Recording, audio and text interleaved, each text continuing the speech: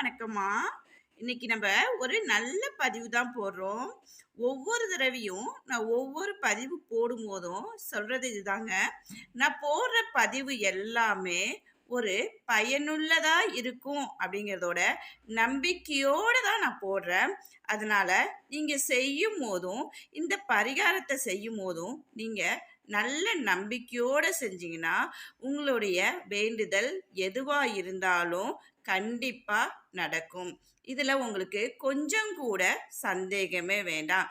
அதுக்காக தான் ஒவ்வொரு பதிவும் நான் ரொம்ப பார்த்து பார்த்து உங்களுக்காக போடுறேம்மா. இன்னைக்கும் அதே மாரி தான் ஒரு நல்ல பதிவு தான் நம்ம போடப் போறோம். அது என்னன்னா, இதையெல்லாம் சேர்த்து உங்களுடைய நிலைவாசல்ல இந்த முடிச்சு மட்டும் நீங்க போட்டு வச்சீங்கன்னா, தெய்வ கடாட்சியம் இருக்கும். நம்ம வீட்ல பணப்பிரச்சனை இருக்காது. அதாவது எந்த விஷயம் செய்ய போனாலும் தடங்கல் இல்லாம இருக்கும் அப்படிங்கிறதுக்காக தான் நான் போடுறேன். ஏன் இத நிலைவாசல்ல நம்ம கட்டுறோம் அப்படின்னு சொல்லி பார்த்தோம்னா, எது வந்தாலும் ஒரு நல்லது வந்தாலும், கெட்டது வந்தாலும் நிலைவாசல் வழியா தான் வரும். அப்ப நமக்கு நல்ல விஷயங்களே நடக்கணும் அப்படின்னு சொன்னோம்னா, நமக்கு நிலைவாசல் வழியா வரணும். அப்ப இந்த மாரி மகாலட்சுமிக்கு உகந்த பொருளா இருக்கிற எல்லாத்தையும் நம்ம என்ன பண்றோம்னா, நிலைவாசல்ல கட்டுனோம்னா, அது நமக்கு நல்ல ஒரு நிகழ்வு தரும்.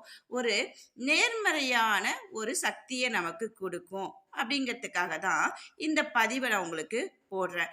இத எல்லாரும் செஞ்சு பயனடைங்க அப்படிங்கிறதுக்காக தான். எப்பயுமே ஒரு பதிவ நீங்க செய்யும்போதும் சரி, ஒரு பரிகாரம் நீங்க செய்யும்போதும் சரி, எந்த ஒரு காரியங்கள் நீங்க செய்யும்போதும் சரி, நம்பிக்கையோட செய்யுங்க அப்படிங்கிறது தான் நான் மறுபடியும் உங்ககிட்ட கேட்டுக்கிறேன். ஏன் அப்படின்னா, நம்பிக்கை இல்லாத எந்த செயலும் நமக்கு அது பலிக்காது அப்படிங்கிறது எல்லாருக்குமே தெரியும். நம்பிக்கையோட என்னால முடியும். இத செஞ்சா கண்டிப்பா நடக்கும் அப்படிங்கிற ஒரு நம்பிக்கையோட செஞ்சா மட்டும் தான் நமக்கு அது பலன குடுக்கும். அதுக்காக தான் இப்ப இந்த பரிகாரம் எப்படி செய்யறதுங்கிறத நம்ம பார்க்க போறோம். இப்ப இந்த பரிகாரத்துக்கு நம்ம என்னெல்லாம் எடுத்திருக்கோம் அப்படின்னு சொல்லி பார்த்தோம்னா, பாருங்க, இதுல ரொம்பவே நமக்கு விசேஷமானது எது அப்படின்னு சொல்லி பார்த்தோம்னா, இந்த பச்சை கற்பூரம் எடுத்திருக்கேங்க. இது நமக்கு ரொம்ப ஒரு பாசிட்டிவ குடுக்கும். நம்ம பச்சை கற்பூரம் எப்பயுமே சாமி படத்துக்கிட்ட வச்சுக்கிட்டு இருக்க ஒரு நல்ல நிகழ்வா கொடுக்கும். நல்ல சந்தோஷமா இருக்கும். அதனுடைய வாசம் எப்பவுமே நமக்கு நெகட்டிவாவே நமக்கு எதுவுமே தராது. அந்த வாசமே நம்மளுடைய மனச எப்பயுமே தூய்மையானதா வச்சுக்கும் அப்படிங்கிறதுக்காக பச்சை கற்பூரம் எடுத்திருக்கேன். அப்புறம் ஜாதிக்காய் எடுத்திருக்கேன்ப்பா. நான் முன்னாடியே போட்டிருக்க பதிவுல நீங்க பார்த்திருந்தீங்கன்னா தெரியும். ஜாதிக்காங்கிறது அவ்வளோ ஒரு விசேஷமானது. நம்ம உள் உறுப்புக்கு சாப்பிட்றதுக்கும் சரி, மேல நம்ம பூசிக்கிறாலும் சரி, எதுனாலும் அவ்வளவு ஒரு நல்ல சக்திய கொடுக்கக்கூடியது. இந்த ஜாதிக்காய் நம்ம சமையல்ல சேர்க்கும்போதும் அவ்வளவு வாசத்த குடுக்கக்கூடியது. அதனால தான் இப்ப அவ்வளவு சிறப்பா இருக்கிற இந்த ஜாதிக்காய நம்ம பரிகாரத்துக்கு பயன்படுத்தணும்னா, எவ்வளவு நம்ம வாழ்க்கை முன்னோக்கி போகும் அப்படிங்கிறதுக்காக தான் இந்த ஜாதிக்காய எடுத்திருக்கேன். அதுபோக ரூ. 1 நாணயங்கள் இது எல்லாமே நம்ம மகாலட்சுமிக்கு உகந்த பொருள் தான். அதனால தான் இதை எடுத்திருக்கேன். அதுபோக 2 ஏலக்காய் எடுத்திருக்கேன். நீங்க 2 எடுத்துக்கலாம் அல்லது 3 கூட எடுத்துக்கலாம். அதுபோக நான் ஒரு 3 கிராம்பு எடுத்திருக்கேன்மா. இந்த 3 கிராம்பு கொஞ்சம் மொட்டா இருக்கணும். உடைஞ்ச மாரி எதுவுமே இருக்கக்கூடாது. இது அவ்வளோதான் நம்ம எடுத்திருக்க பொருள் இது எல்லாமே வாசனை உள்ள பொருள்கள். நம்ம எல்லாருக்குமே தெரியும். எங்க வாசனை அதிகமா இருக்குதோ, அந்த இடத்துல தான் மகாலட்சுமி வாசம் செய்வாங்க.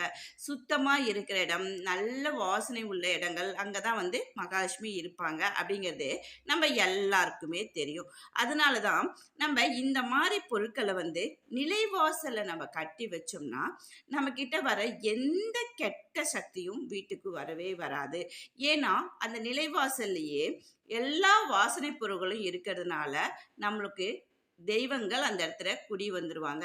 அந்த தெய்வத்த மீறி எந்த சக்தியும், கெட்ட சக்தி நம்ம வீட்டுக்குள்ள வரவே வராது. நீங்க இத 1 மாதத்துக்கு ஒரு தடவ மட்டும் மாத்துனா போதும். டெய்லியோ, இல்ல வாரமோ அந்த மாரிலாம் செய்யணுங்கிற அவசியம் கிடையாது. ஒரு மாசத்துக்கு அதாவது பௌர்ணமி, இல்ல அமாவாசை, இல்ல வெள்ளிக்கிழமை உங்களுக்கு எந்த நாள் நல்ல நாளா தெரியுதோ, அந்த நாள்ல இத வந்து இந்த மாரி ஒரு ஜாதிக்காய், ரூ. 1 நாணயம், ஒரு 3 கிராம்பு, 2 ஏலக்காய், கொஞ்சம் போல பச்சை கற்பூரம். ஒரு 3 துண்டு அளவுக்கு பச்சை கற்பூரம் எடுத்துக்கங்க. இது ஒண்ணும் நெறைய நமக்கு செலவாகுற பொருள் கிடையாது.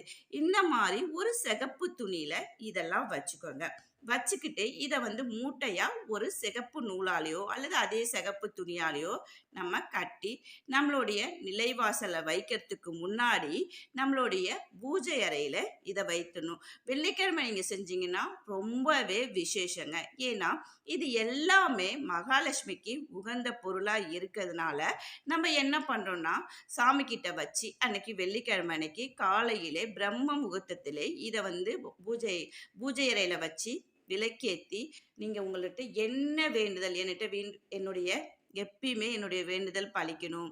நான் வந்து வேலை கிடைக்கல, எனக்கு கல்யாணம் இன்னும் ஆகல, பண பிரச்சனையா இருக்கு. என்ன உங்களுடைய வேண்டுதலா இருந்தாலும் இதுல வைங்க. வச்சுட்டு நீங்க என்ன பண்ணணும், பிரம்ம முகூர்த்தத்திலே இந்த மூட்டையா கட்டி நீங்க உங்க நிலைவாசல்ல வச்சிருங்க. அதுக்கப்புறம் பாருங்க, உங்களுக்கு நிஜமாலுமே வந்து நீங்க நம்ப முடியாத அளவுக்கு அவ்வளவு நல்ல விஷயங்கள் நடந்துகிட்டே இருக்கும். அப்படிங்கிறதுல கொஞ்சம் கூட உங்களுக்கு சந்தேகம் வேண்டாம். இப்ப இத எப்படி நம்ம மூட்டையா கட்டிட்டு உங்கள்ட்ட காமிக்கிறேன் பாருங்க. பாருங்க. இப்ப அந்த எல்லா வாசனை பொருள் எல்லாமே நம்ம வச்சு மூட்டையா கட்டிட்டோம். அதே மாரி சிகப்பு துணியில தான் வச்சு கட்டியிருக்கோம். இத வந்து என்ன பண்றோம்னா, நம்மளுடைய நிலைவாசல்ல நீங்க கட்டுங்க. மாதத்துக்கு ஒரு தடவ மட்டும் நீங்க மாத்துனா போதும். அடிக்கடி மாத்தணுங்கிற அவசியமும் உங்களுக்கு கிடையாது. நீங்களும் இத வந்து பயனடையணும் அப்படிங்கிறதுக்காக தான் இந்த பதிவ உங்களுக்கு நான் போடுறேன். இதுல சந்தேகம் இல்லாம நீங்க இந்த பதிவையும் பரிகாரத்தையும் செஞ்சு பார்த்துட்டு அதனால பலனை நீங்க கண்டிப்பா அடையணும் அப்படிங்கிறதுக்காக தான் இந்த பதிவு போடுறேன். வாழ்க வளமுடன். என்னுடைய சேனல் பிடிச்சிருந்தா சப்ஸ்கிரைப் பண்ணுங்க. தேங்க்யூ.